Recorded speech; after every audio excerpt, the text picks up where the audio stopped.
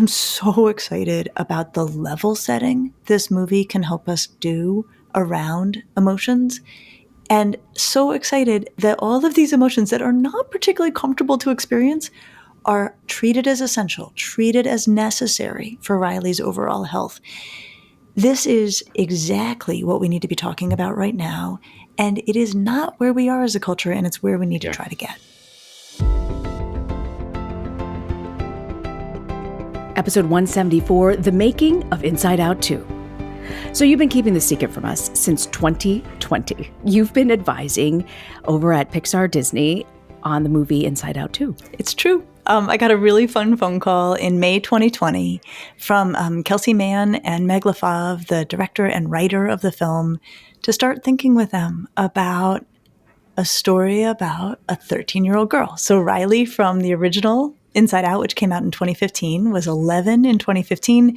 And through some funny time warp, she's now 13 in 2024. And she is a teenager. And you know, teenagers, and especially teenage girls, they're my thing. Yes, beyond your thing. This is no surprise that they had tapped you for this. And you've also been working with an incredible psychologist who was on the first Inside Out movie, Dr. Dacher Keltner. He's a psychologist at the University of California, Berkeley, and he's known for his groundbreaking research on emotions. Dr. Keltner has extensively studied the science of awe, exploring how experiences of wonder and transcendence affect human behavior and well-being. Dr. Keltner played a pivotal role, as I mentioned, at the first Inside Out 1 and its new sequel, Inside Out 2. Dr. Keltner, thank you so much for joining us. Oh, it's wonderful to be here. Can't wait to talk about the film. And can I say something absolutely inappropriate? You could play Prince Charming on any Disney movie. You are really Dr. Dashing. Reena, that's now totally I'm blushing, inappropriate. And that's appropriate. That's totally inappropriate. So let's start with Embarrassment. Yeah. You know, Dr. Keltner, I'm just kind of curious, how did you get involved in the first film?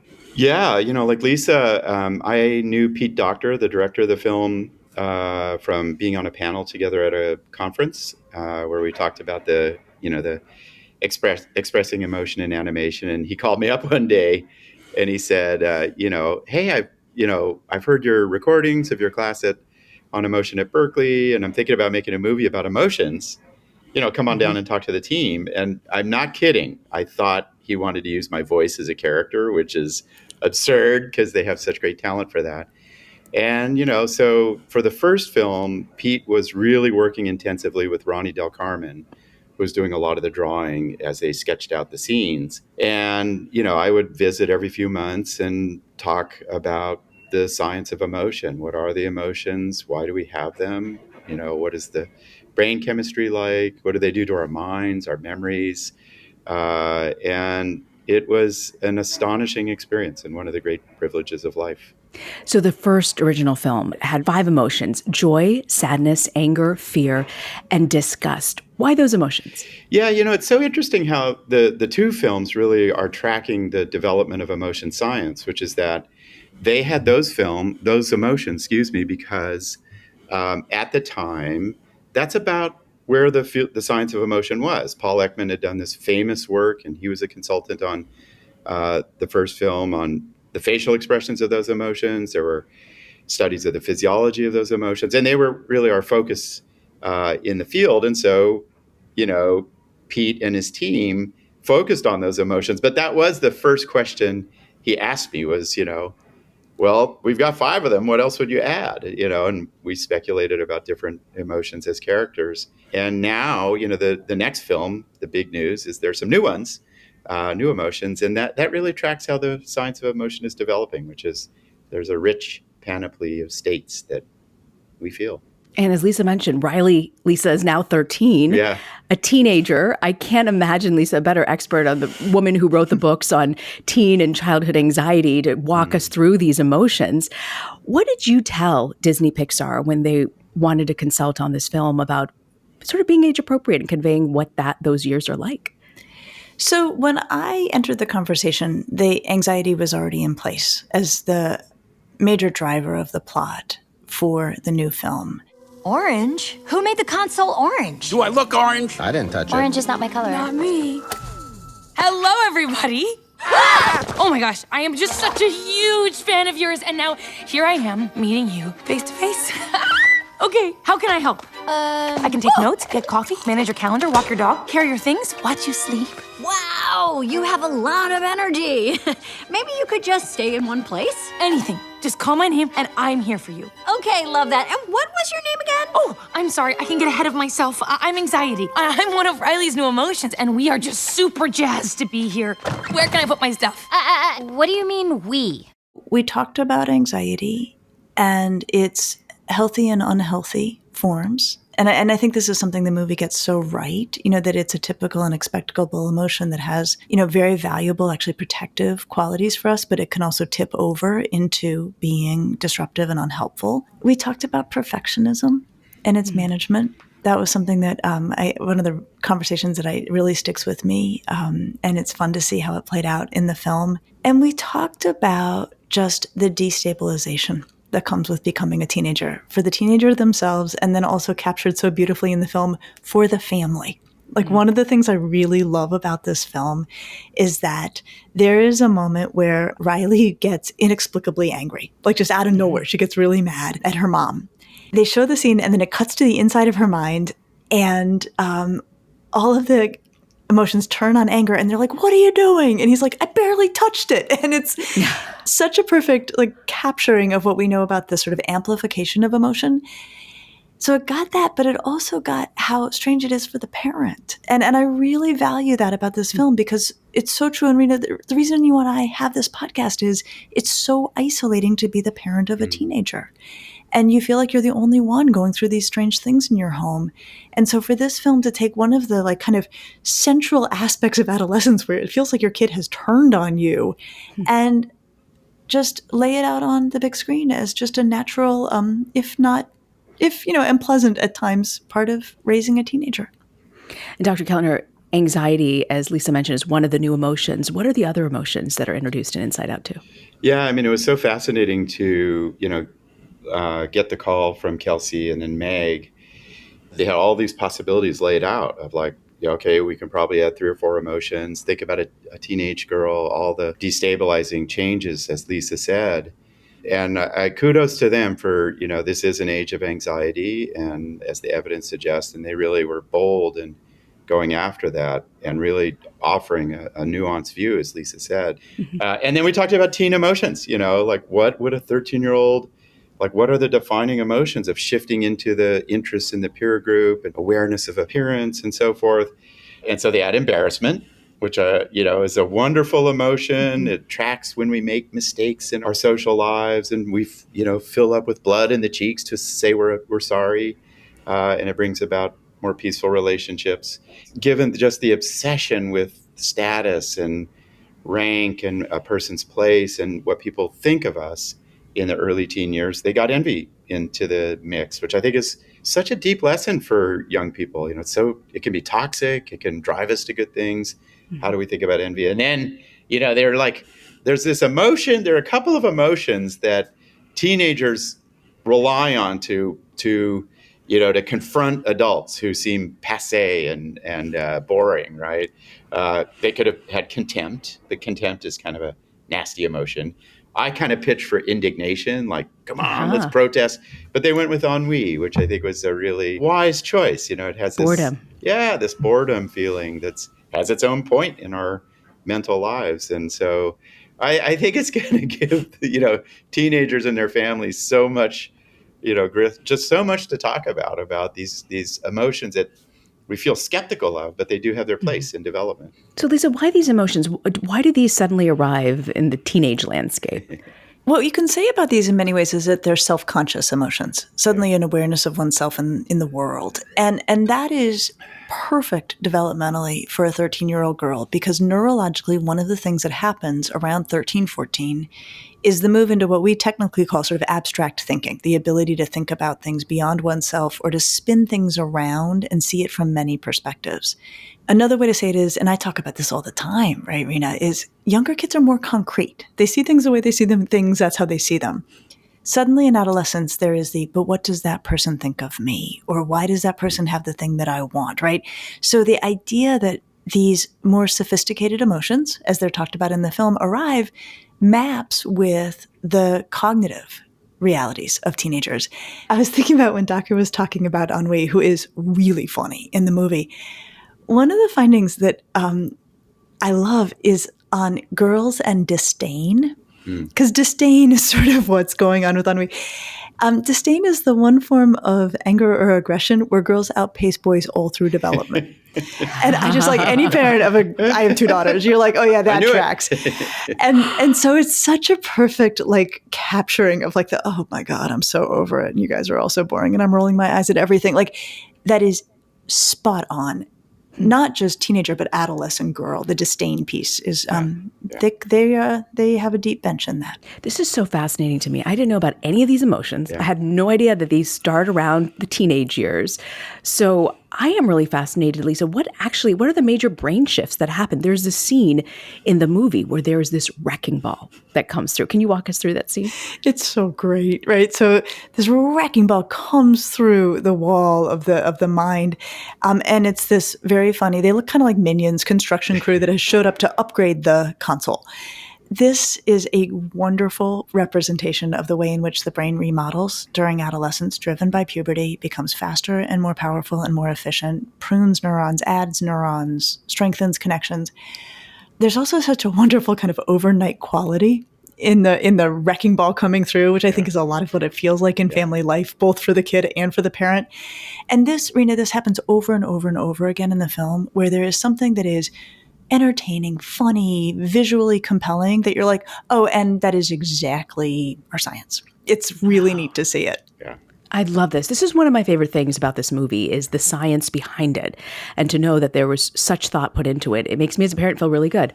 Dr. Keltner, your most recent work has been focused on studying awe. What exactly is awe? Why is it so important? And tell me a little bit about your research and what you've looked into.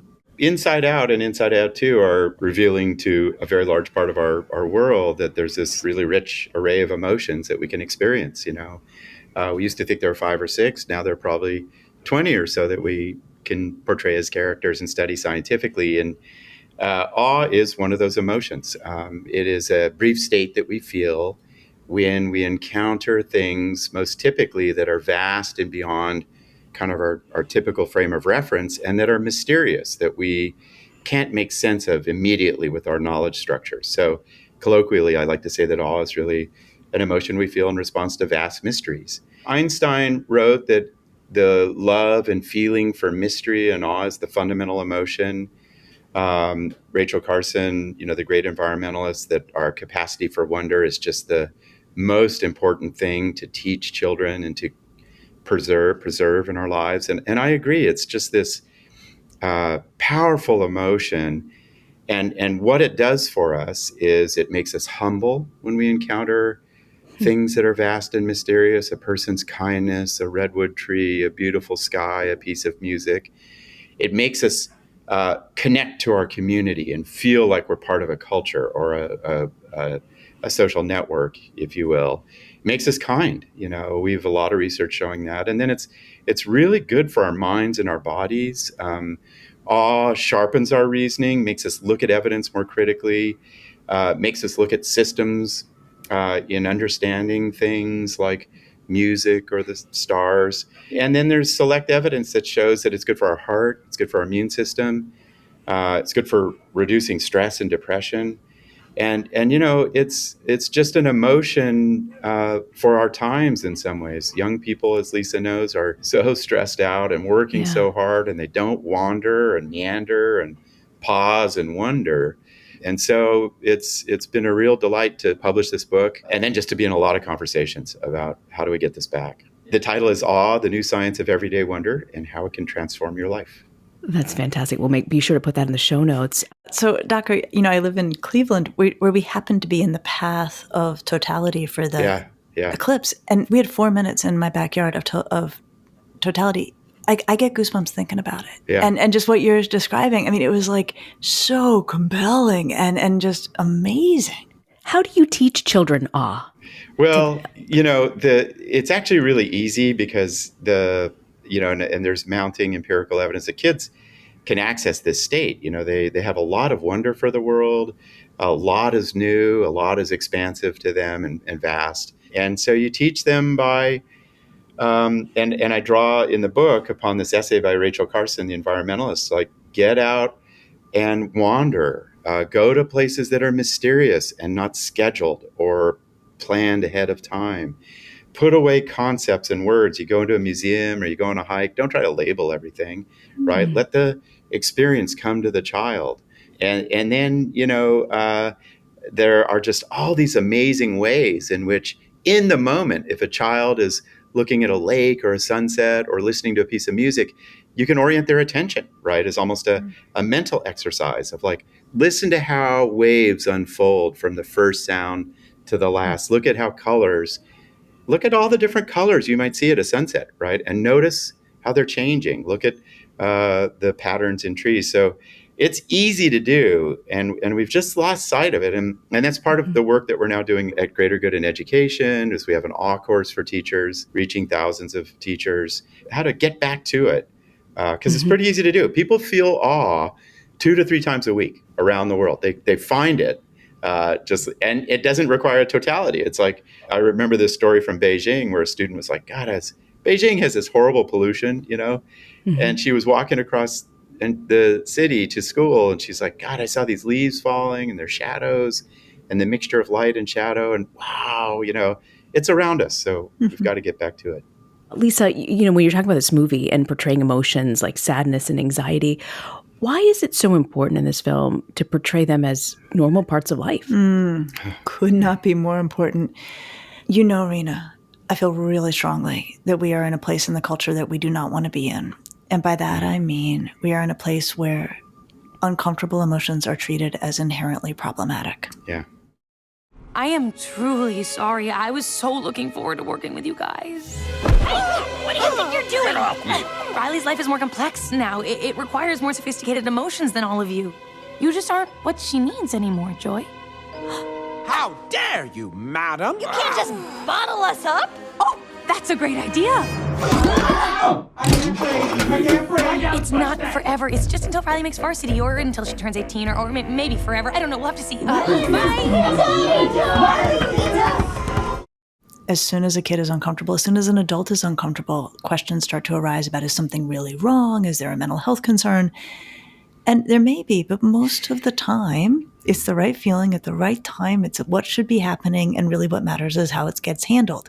I am so excited about the level setting this movie can help us do around emotions, and so excited that all of these emotions that are not particularly comfortable to experience are treated as part of the team, put on equal footing with more pleasant emotions, treated as essential, treated as necessary for Riley's overall health. This is totally accurate and exactly what we need to be talking about right now. And it is not where we are as a culture, and it's where we need to try to get. I just got goosebumps at what Lisa said. And, she's a rare scholar and thinker to say that we have to embrace these uncomfortable emotions. Young people today are feeling anxious about racism and sexism and climate crises in the Amazon and, et cetera.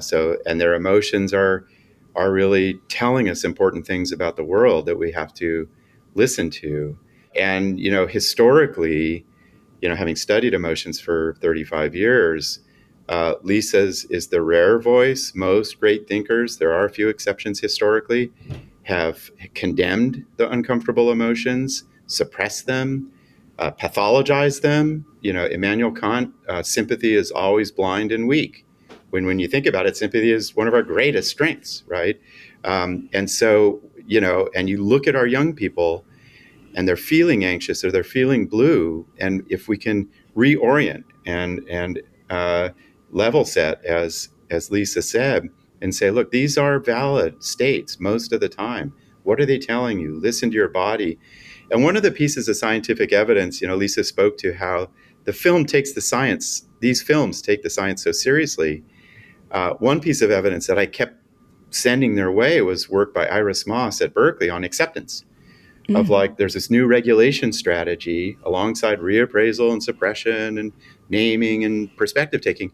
Acceptance, hey, you're feeling anxious.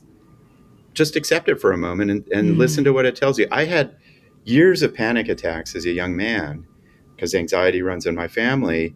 And I didn't know that. I was pathologizing and I was like going to MDs, like, what's wrong with my body?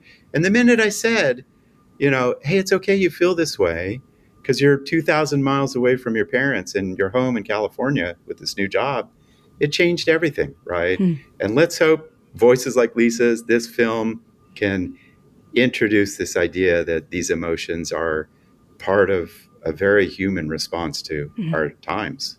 That's such a great point. And Lisa, there's actually a point in the film where Riley needs new friends in high school. There's this concept of changing friendships sometimes when you go from middle school to high school.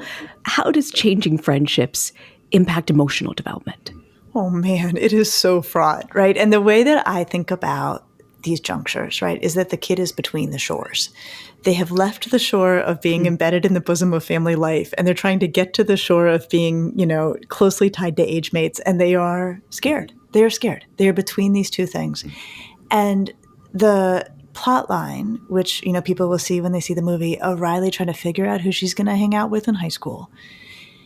I don't think there's a family who's going to see this movie where that does not somehow resonate with at least one of their kids, right? I mean, it is so universal.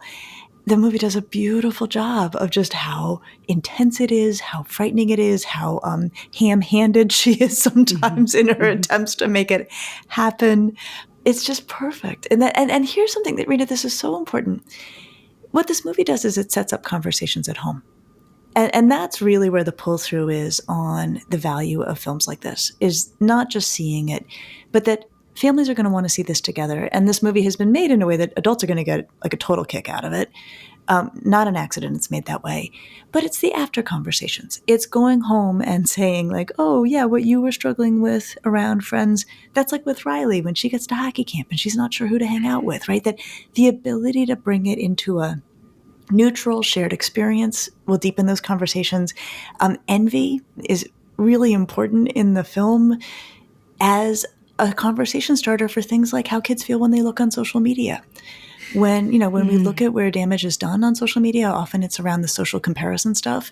So to give families a language where they're like, oh, you're feeling envy, right? When you're looking at that kid's posts online.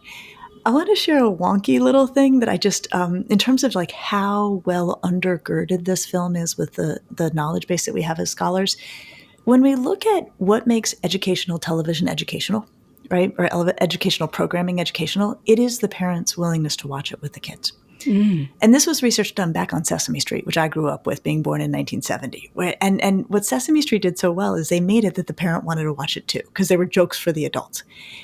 If the parent watches it too, then later that night, the parent is saying like, oh, what would the count say about these peas? 1, 2, 3, right? Like that's where the rubber hits the road on the educational force of these productions. So the same thing is true in Inside Out. Like it's funny. Like adults are going to want to go see this. And one of the tiny little jokes, it's such a good example of this, and it's in in some of the previews, is there's like basically a sexualized joke around sadness and embarrassment. Embarrassment shows up on the scene and sadness is like, hey, big fella. It's like, so quick and so funny. But I'm like, that is not an accident, right? Because that is saying adults come see this film too. And once the adults are in the seat next to the kid who's in the seat, that goes home and that's where the real change happens. I do love that about Disney. They make it so that the adults have a little something too as the kids are watching. But what a great point about conversation starters, Lisa. Dr. Keltner, on that point about sort of the cultural importance, movies have a way to really transform culture. What do you hope that parents and kids walk away with from this film? Yeah, what a terrific question. I remember after Inside Out, there was a review, and it may have been The Atlantic, where it was like, this movie is almost like Dante's Inferno, which is it gives us this image of the mind, and emotions in the mind. And that is hard work. I was blown away at what Pete Docter, Ronnie Del Carmen did. And it's the same with Inside Out too, and Meg LaFave and Kelsey Mann and team. I think the central, piece of wisdom, I think there are two. One is just like embrace the uncomfortable emotions. They are here for a reason. They are not destructive. They're not going to kill you. They tell us important things. And as you gain wisdom, you have freedom. If you feel envious, you can go the path of hurting other people, or you can go the path of of really improving herself, right? And there are two forms of envy that fit that. And then the deep reflection, thank goodness people like Lisa will be part of this conversation, is anxiety. All right, a lot of people feel anxious. The percentages are very high right now. It's risen. What is this state? What are its perils? What does it tell us? How do we sort of look at our minds in a new way, in an accepting way, in a non-perfectionist way that can still the irrational forms of anxiety? And I think it's going to, like Lisa said, parents are going to come home, and just be talking about it with their kids. I remember this dad coming to me. I was doing yoga after Inside Out, and he came to me and he literally teared up and he said, your film changed my relationship with my daughter because, and I want to make sure this is the right way to interpret the film, sadness is okay. And I was like, sadness is okay. And he's like, oh my God, But that is revolutionary. It is. No, I know. It is revolutionary as a parent to know it is okay to feel that way. Right. And then if you see your child feeling anxious, you can just be close with them. You don't have to send some pharmaceuticals their way. You can go for a walk and reflect, right? And so we need this, we really do. Lisa's right in the thick of these cultural struggles with her bold work, and this will be part of, I hope, a shift. Absolutely. Lisa, what's your sense? What do you hope that the audience will walk away from this film? I think everything Dacher said. And then I'll just add normalizing how destabilizing it is to become a teenager for the kid and for the family. Reducing isolation, making more universal. Well, it's always been universal, making it known that it's more universal, that your kid suddenly is very reactive and hard to understand and doesn't understand themselves and is trying to sort things out. This has always been true of teenagers, and somehow we have lost the thread on this. And too often, parents are looking at normally developing teenagers wondering what's wrong with their kid. Well, I want to thank you both. This has been eye-opening. I've learned so much from a psychology standpoint that I didn't think would come through this film. And kudos to Disney for having the two of you on this, because your expertise really shines through in this episode alone. I can't wait to take the kids. In fact, we're taking the neighborhood kids. Everyone's going to watch this film. Dr. Dacher Keltner, I want to thank you so much. Dr. Lisa DeMoore, our shining light, I want to thank you. It was really fascinating to hear your take on all of this. And definitely check out Dr. Dacher's book. We'll be in our show notes. We'll have more on that. And also, I will just tell you, I have known Dr. Keltner's work for years and years and years. And to finally actually get to meet him and then get to think with him, he's a big deal, a big deal in my academic world. And so it's been a really, it's like meeting Santa Claus. It's been really fun. I think together, although we're only meeting personally soon, I think we're giving parents and kids a good thing. So absolutely, a real gift. I'm just curious if you guys, now that you know a few people at Disney, could you suggest a sequel talking about a 45-year-old Riley and going through all the issues and emotions that a 45-year-old I'm Riley pitching for the 62-year-old. So. We'll take it up with the team. Love it. Well, thank you both so much. And Lisa, tell us, what do you have for us for Parenting to Go? Oh, for Parenting to Go see this movie June 14th. That would be my Parenting to Go. What Honestly, more can you say? I agree. That is where I think we want to be with this. I agree. This gorgeous episode is going to wrap it up for us for season 4 of the Ask Lisa podcast. We're going to continue to have encore episodes in your feed every Tuesday morning. And then we'll be back for our new season on September 3rd, Tuesday, the day after Labor Day. Hope you all enjoy your summer and go see the movie.